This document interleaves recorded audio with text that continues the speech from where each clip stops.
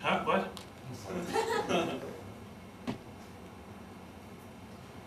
Oh, I messed it. I was going to do that as just kind of a lead-in, because again, for those of you not familiar with the... wow, Sony should totally be paying me right now. Just to give people kind of a sense of the game, the ships and all that. When the game first came out, the opening cinematic opened with the small little story element that the human race had just stumbled upon. There, you know, this super cool non-relativity based ability to move between the stars. And it was also awesome, and we had built our first ship, and then by happenstance an alien race shows up on our planet and destroys our first ship and beats the shit out of the planet, which is not the best way to meet an alien race first off. And then the cinematic goes in to introduce the other two races. The game started with the 4.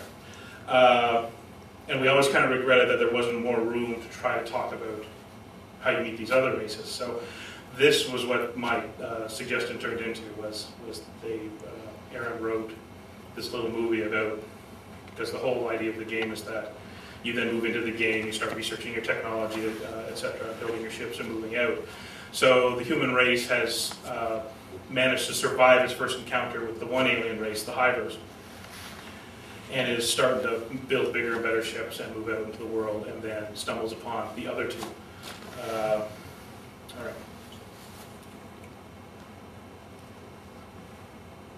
It's all right? Made sense? Cool. So, yeah, that was a mixed bag of us using what was already available, like just running stuff in game, setting up some stuff. There's very basic stuff we had access to that we put into the game ourselves, like unhooking the camera, which allowed me to then beat the hell out of a ship and impart a little bit of kinetics on it, and then hit record and hope for the best sort of thing, which is, you know, not perfect, but we were pretty happy with it. Anybody see the little dude in the explosion? Yeah. Don't tell the ESRB. Because I think technically, if you do get to see the little guy in the explosion, we may not be E for everyone. But anyways, that's neither here nor there. That was a small little touch we put in the game. That very, very rare amount of times when a ship blows up, you'll see little particle effects that are shaped like the little dudes inside. So if you're in the right place at the right time and it actually happens, it's hilarious. So yeah, that was us. At the time, we were just getting the company going, which is when we had a lot more time to follow on with Red versus Blue. And like I said, it's in all seriousness, the first Christmas, the 6 of us that started the company were together. The Christmas presents I got everybody were RvB t-shirts. To this day, the CEO wanders around in his Sarge t-shirt. So yeah, this stuff literally falls under the category of crazy shit you can do when you're a small company. Because obviously, if you're a much larger company with a much larger budget, that people have heard of the game, etc., you can, you hand off to, like the Ghostbusters game, you hand off to Rainmaker to do these super high-end video bits, etc. We were, 6 guys, not in the garage, but might as well have been trying to get our own name made and all that. So, cobbling together what we had, we brought in a couple of our voice actors, stole a couple of people from our team to be voice actors. Like all the dialogue was recorded just off of a crappy mic right into a computer. Edited together a Vegas video. Things I didn't have effects for, like there's no such thing in the game as leaving combat. You can see the bit where they come into combat, but not leaving, so small cinematic tricks like the flash to white and stuff like that. And we put that out just as a kind of way to fill in people's minds, what we couldn't give them in the game, which was a sense of the races and how they met, and that there is actually kind of a story going on as they play the game, that they can kind of imprint their experiences in the game into the canon as we set it up. The advantage of all that is every time we cut a trailer or every time we cut a little movie like this, we got a little bit better and a little bit more, what's the word I'm looking for, self-confident about undertaking little things just to show off to people in a demonstration purposes. We had this game, we had a lot of the technology in place, and in our minds it would suit quite a number of franchises, and we were approached by a few people, and I'll show you one now.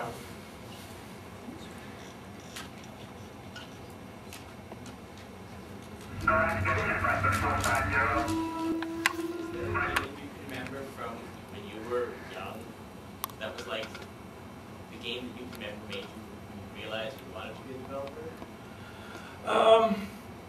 Yeah, to be honest, I came into the world of home computing gaming via Mac. PC came later. My dad bought for work, bought himself one of those $8,000 IBM monsters, and I had, I forget which one of the Ultima, which was awesome until my kid brother destroyed the disc. Which, you know, it's hard to explain to a parent that disc not work, game not work, but anyways.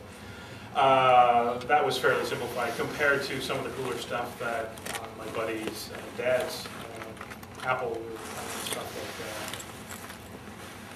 RoboSport.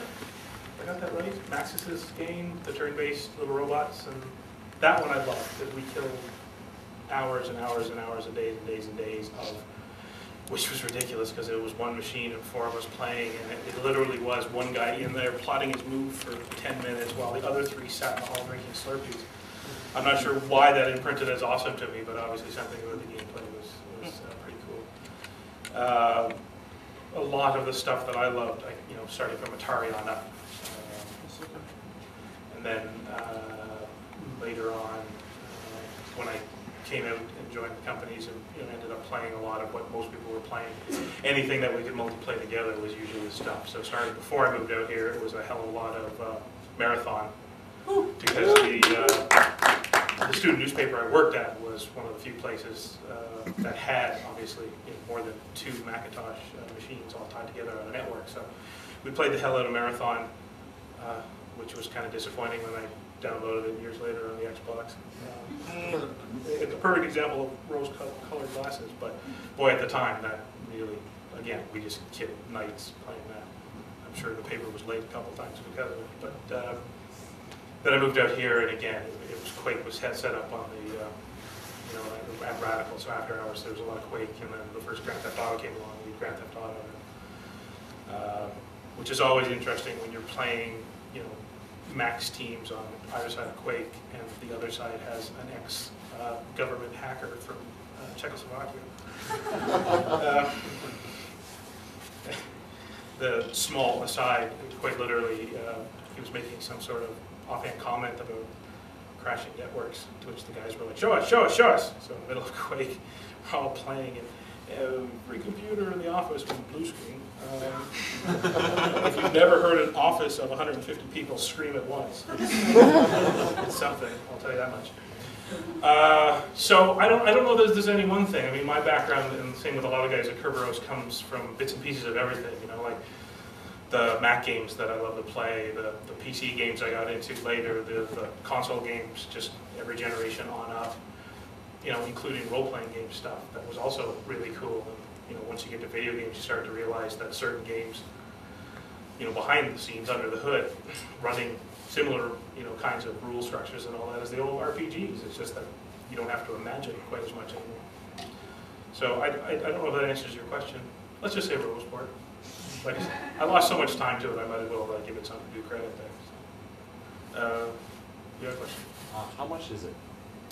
The complete collection, I think, is $29.99. So that's the game and the 3 expansions.